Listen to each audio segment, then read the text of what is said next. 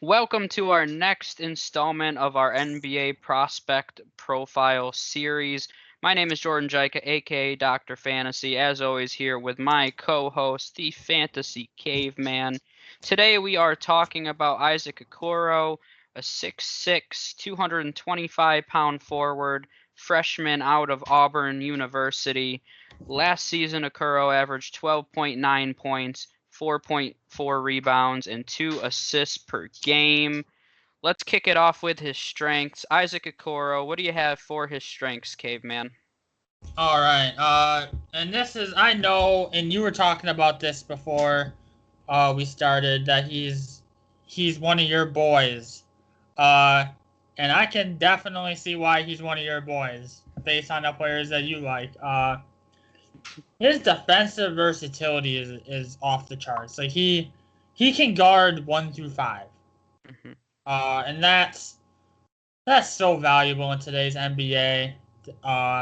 Especially with how high-powered offenses are, to be able to have that guy in the defensive end that can guard all 5 positions with good success.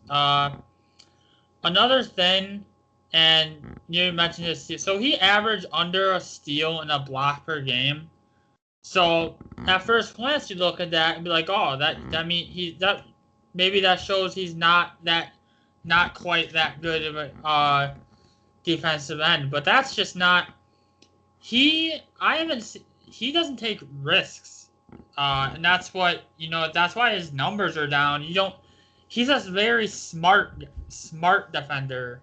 In addition to the versatility, so that's the biggest part of his game for me. He's mainly on the defensive end, which where most of his strengths are.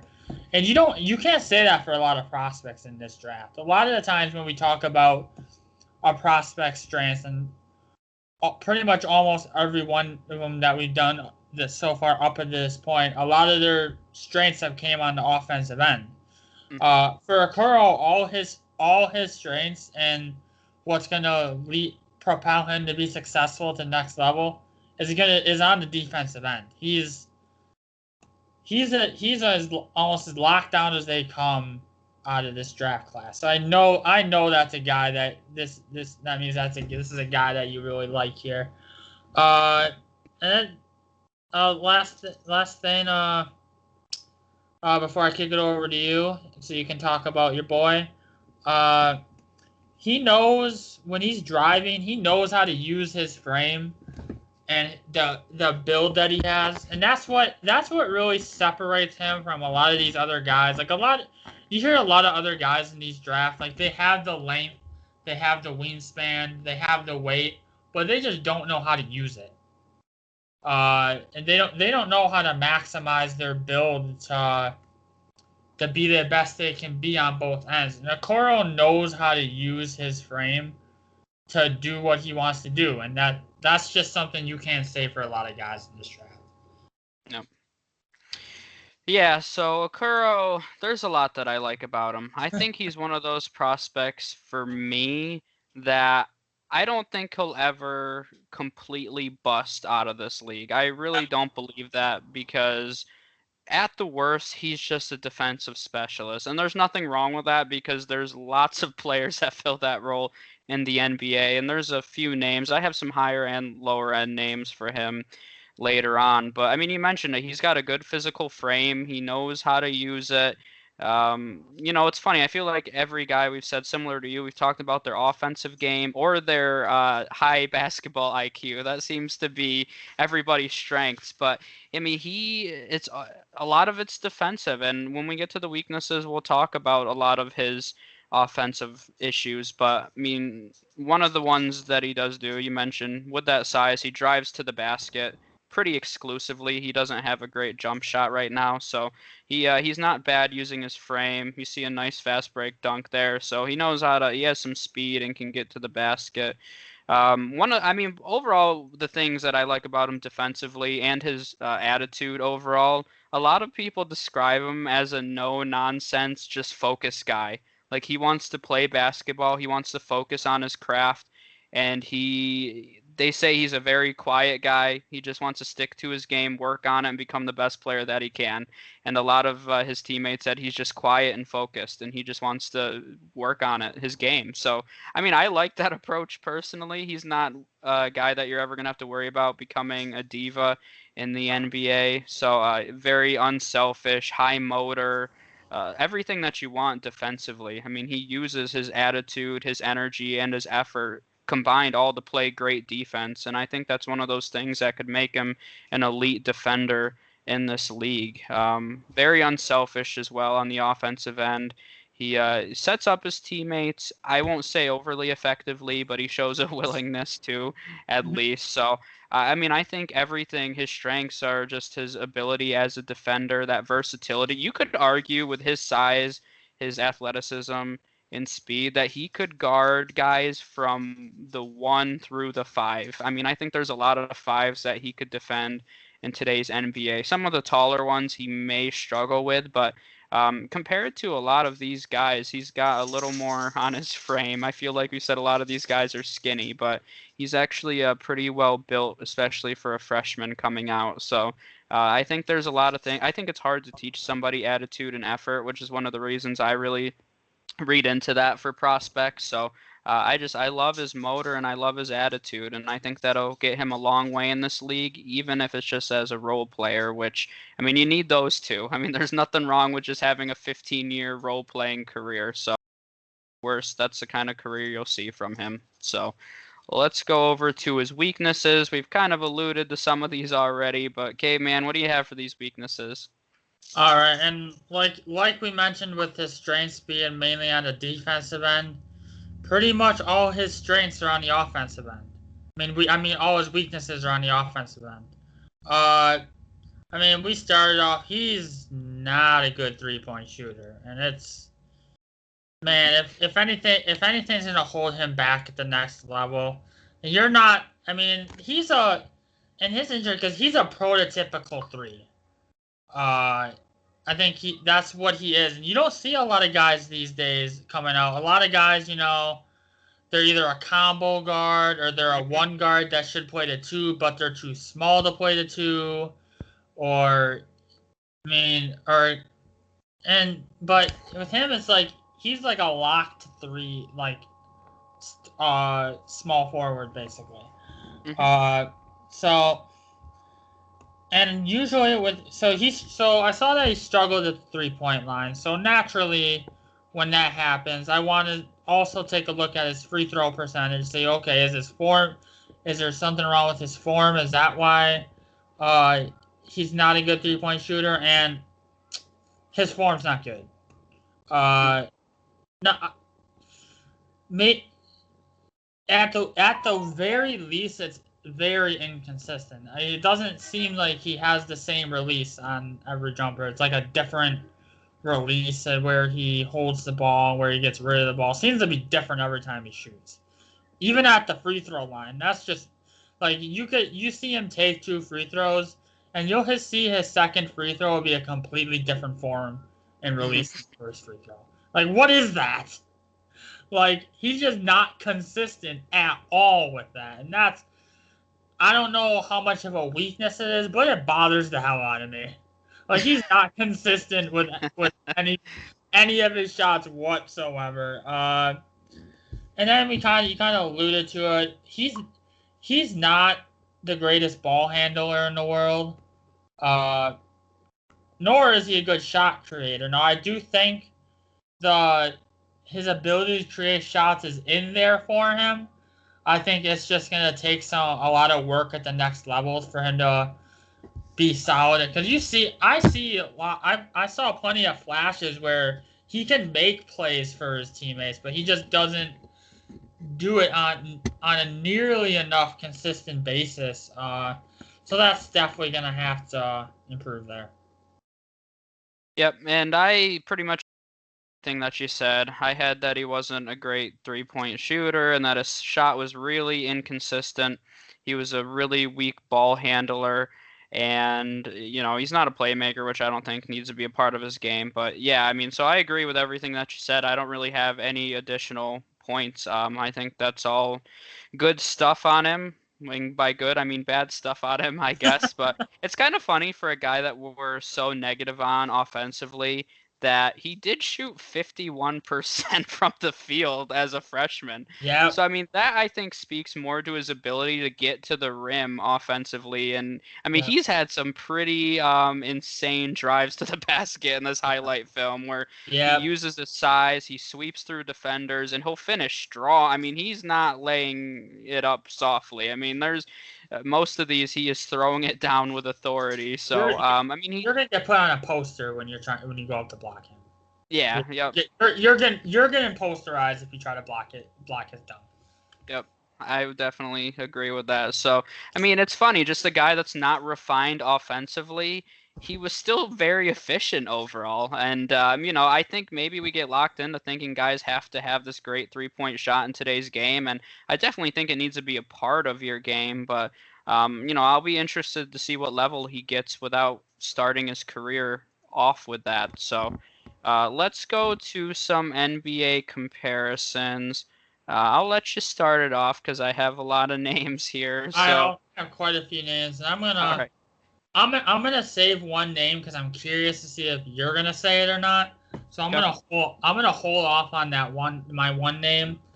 A couple of guys that come to mind. Andre Iguodala Mm-hmm. is named. I see a lot of shades of Iggy in his game. Just kind of that high energy defender that's able to guard multiple positions. Their offensive games are also similarly not good. Iggy isn't a good free throw shooter either, so I see a lot of Andre Iguodala in him. And if he turns out to be Andre Iguodala, I mean, he's had a very solid role on teams for a long time now, and he's won championship. So that wouldn't be a bad career for him if that's how he turned out. Another couple of names. You obviously remember Gerald Wallace. He Mm-hmm. played in the NBA for a while. I kind of see him kind of that defensive ferocity as well. He cracked up at, and this dude, I was reading something where this guy basically said he's gonna be Stanley Johnson in 4 years. I mean, talk about ouch. I Hmm. mean, but remember Stanley him and Johnson or Okoro were very similar coming out. So I mean that would be lower than his floor. I don't even know what that would. I think we would. Oh. I think we need to redefine floor if we're saying he'll be Stanley Johnson. But who are some of the names that you have? Hey, I mean, Stanley Johnson's been in the league for 5 years, so I mean that's better But than nothing. I don't think he's had a role at all. Like Well, no, but he's still in the he's NBA in at the least. league. Yeah, I mean, I have quite a few. I think on a lower end, I mean, I get the Stanley Johnson. I don't think that's crazy by any means. If I was to pick a player that it would be more on the low end, I think it would be more like Justice Winslow for me. I liked Justice Winslow coming out of Duke quite a bit. He's kind of never been the superstar player that some thought he could have developed into, but he's more of just a gritty role player now. So I think that's kind of the low end. And Winslow's been kicking, getting consistent minutes. He played some minutes for the Miami Heat last year in the bubble before he got traded. So I think that's on the lower end. On the higher end, I'm going to talk about another lower end name too. I'll mention Damari Carroll. I always liked Damari Carroll. I thought they called him the Junkyard Dog, and I thought that was the greatest nickname ever. But I always loved Damari Carroll. I mean, that's a guy that you saw diving everywhere for loose balls, and he was just very high energy, high effort. I mean, he had to have, I'd say, I don't know if he's still kicking around, but he had about a 12-year NBA career, I would say, somewhere in that neighborhood. So not an all-star player, just a gritty role player. So I think that's on the low end. Now on the high end, there's two names that I can think of, and he just reminds me of them coming out. And the first one I'll mention, because this one I think is a little crazier. but it's Kawhi. That's Kawhi coming out of that's actually who I was gonna say. So that was the one. Yeah, I mean, there's one that I like even better than Kawhi, but people get locked in and forget like coming out of San Diego State, Kawhi wasn't supposed to be what he is. He was what Okoro is today, just a great defender.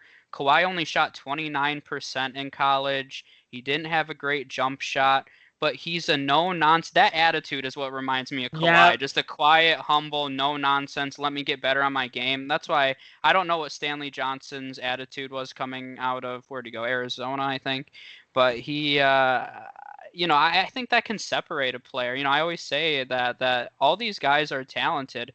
It's just a matter of now. I'm playing the wrong highlights, by the way, because I'm so locked in and talking about Okoro here. But I mean, I think yeah, I mean, people just forget what Kawhi is, and every player is talented in the NBA, but what really separates them is that attitude and their effort and their desire to become better. So I can see the flashes of Kawhi. I and I think it would be pretty cool if he got to that level. Kawhi's development and players that develop like that are fascinating to me. I mean, Kawhi was drafted, I believe, in the teens, so he wasn't necessarily expected to step in and become the superstar player that he is. And now he's considered one of the best of this generation. So I love watching that kind of development. The one that I like even more, honestly, is he reminds me of Jimmy Butler's clone coming out of Marquette.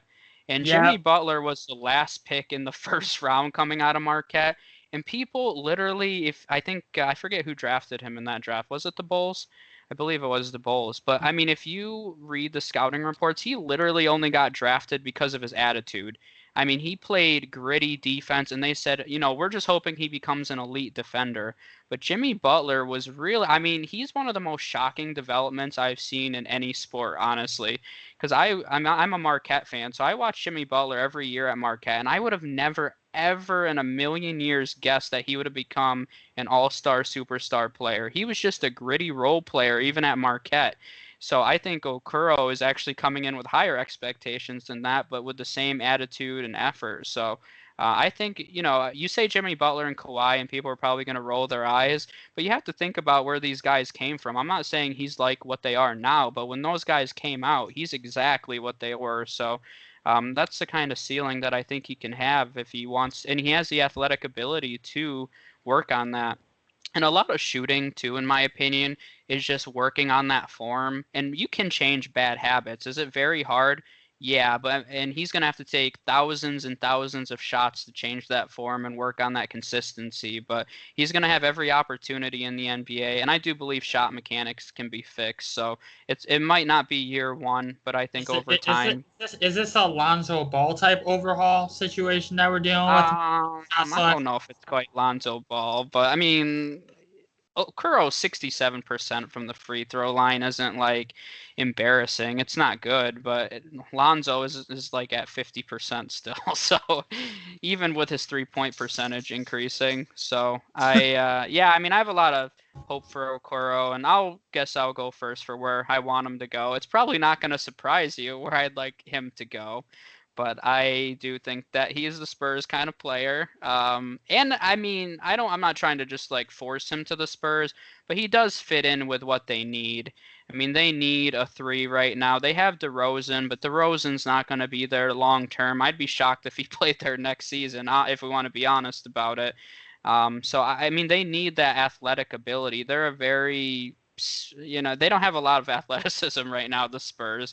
And I think having an explosive defender like this fits into exactly what Pop is looking to do. And I think he would fit that mold, fit that Spurs way very well. And I would love to see him in San Antonio. They have the 11th overall pick. I think that's pretty reasonable for him. I've seen him go a little higher. But I think 11's a good spot for him, and you'll see him go in that range. So the Spurs are the ideal fit for me.